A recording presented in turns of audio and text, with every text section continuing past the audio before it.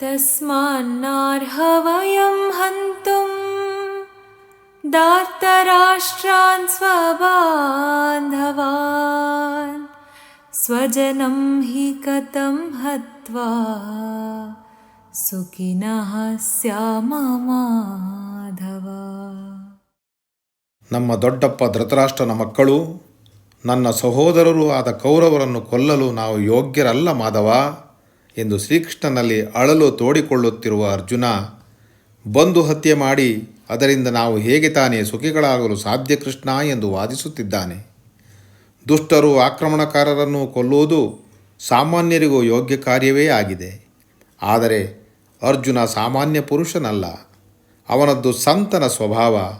ಹಾಗೆಯೇ ನಡೆದುಕೊಳ್ಳಲು ಬಯಸುತ್ತಿದ್ದಾನೆ ಆತ. ಆದರೆ ಸಂತನ ರೀತಿ ಕ್ಷತ್ರಿಯರಿಗೆ ಯೋಗ್ಯವಾದುದಲ್ಲ.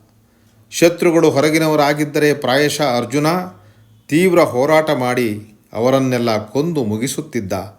ಆದರೆ ಇಲ್ಲಿ ಆತನ ಎದುರಾಳಿಗಳು ವಿಶೇಷ ವರ್ಗದವರು. ಆತನ ತಾತ, ಅವನ ಗುರು, ರಕ್ತ ಸಂಬಂಧಿಗಳು, ಸ್ನೇಹಿತರು, ಅವರ ಮಕ್ಕಳು, ಮೊಮ್ಮಕ್ಕಳು. ಆದ್ದರಿಂದಲೇ ಅರ್ಜುನನ ತೊಳಲಾಟ ಮತ್ತು ಯುದ್ಧಕ್ಕೆ ಹಿಂಜರಿತ. ಹಾಗಾಗಿಯೇ ಯುದ್ಧ ಬೇಡ ಎಂದು ಕೃಷ್ಣನಲ್ಲಿ ವಾದಿಸುತ್ತಿದ್ದಾನೆ.